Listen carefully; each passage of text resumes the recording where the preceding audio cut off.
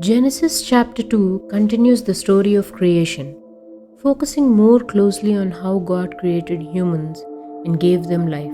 After creating the heavens and the earth in 6 days, God rested on the seventh day, blessing it and making it holy. This day is known as the Sabbath day, a day of rest. The chapter then describes the creation of man in more detail. God formed the first man, Adam, from the dust of the ground and breathed into his nostrils the breath of life. Adam became a living being.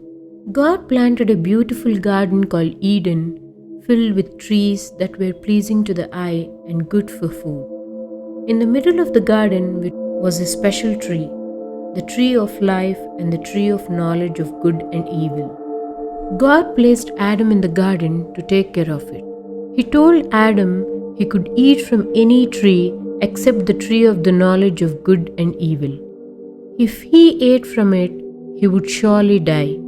God saw that it was not good for a man to be alone, so he created animals for Adam to name, but none of them were suitable as a partner. So God caused Adam to fall into a deep sleep, took one of his ribs, and made the first woman Eve. Adam was happy and called her bone of my bones and flesh of my flesh. This chapter ends by saying that man and woman were united, and they were naked but felt no shame, showing their innocence before sin entered the world.